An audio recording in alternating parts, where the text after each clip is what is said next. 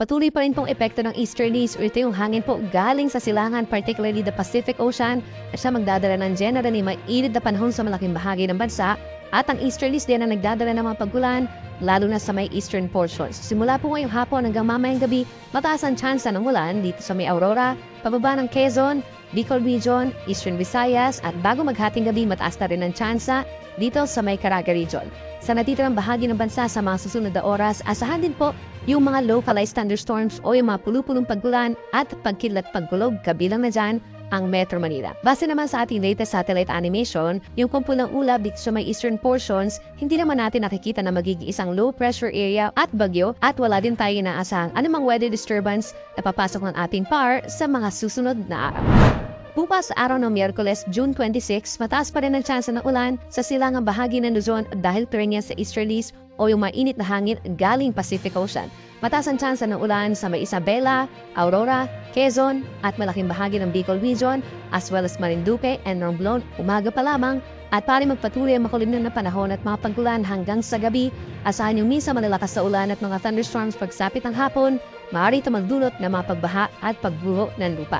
Ang natitirang bahagi naman ng Luzon bukas, kabilang ang Metro Manila, generally maaraw naman sa umaga sa ilang bahagi ng Northern Luzon, particularly cloudy skies in other areas of Central and Southern Luzon including Metro Manila, pero pagsapit ng hapon hanggang sa gabi, ugaliin po ang pagdadala ng payong dahil mataas din ang tsansa ng mga saglit na pagkulan o pagkidlat pagkulog. Sa Metro Manila mananatiling mainit hanggang tanghali up to 33 degrees Celsius, habang sa Baguio City by tomorrow mula 18 to 25 degrees Celsius.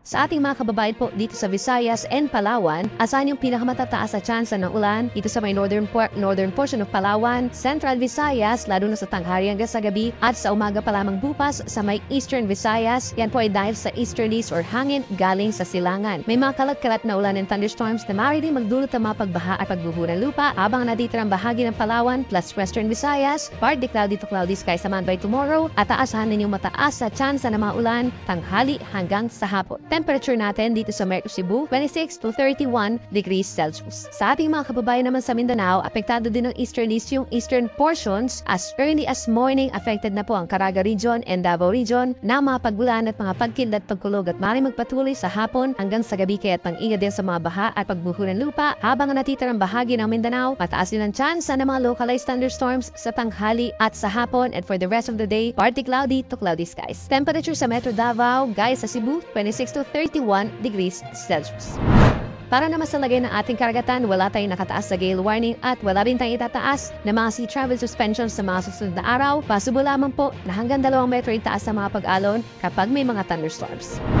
At by tomorrow naman po or Thursday hanggang sa Saturday, asahan pa rin ang epekto ng easterlies at magpapatuloy ito hanggang sa weekend dito sa may eastern sections ng Luzon and Visayas. So pinakamalakas ang easterlies pagsapit po ng Thursday, maapektuhan ng hangin galing silangan. Itong eastern side pa rin, itong Cagayan Valley, Aurora, Bicol Region, Quezon Province at mga nearby areas. So asahan yung kalat-kalat na ulan and thunderstorms by tomorrow. By Friday, bahagyang hihina yung mga pagulan. Then pagsapit ng Saturday, yung eastern side naman ay bubuti yung panahon. And for the rest of Luzon, kabilang Metro Manila from Thursday hanggang Saturday, bahagyang maulap at minsan maaraw naman sa umaga, pero madalas makulimlim po pagsapit ng hapon at madalas din ang mga pulupulo at saglit na mga pagulan. Sa ating mga kababayan po dito sa Visayas, affected din po ng easterlies itong eastern side, particularly ang Eastern Visayas pagsapit po ng Thursday at ang western and central portions bahagyang maulap hanggang maulap ang kalangitan, may kainitan at pagsapit ng hapon mataas ang tsansa ng mga pagulan.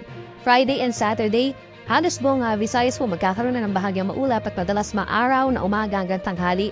And then pagsapit ng hapon hanggang sa gabi, kumukulimlim din ang panahon at may tsansa din po ng mga isolated thunderstorms. At panguli sa ating mga kababayan po sa Mindanao, aasahan from Thursday hanggang Saturday ang epekto ng easterlies na hindi katulad dito sa Luzon na maulan at maulap, bahagyang maulap na kalangitan ng iiral at mas mainit na temperatura lalo na po sa mga urban areas sa mga mabababang lugar. Mag-ingat po sa init ng araw, magdala rin ng payong dahil possible pagsapit ng hapon hanggang gabi sa malaking bahagi ng Mindanao, ang mga puno-punong pag-ulan at pagkidlat pagkulog.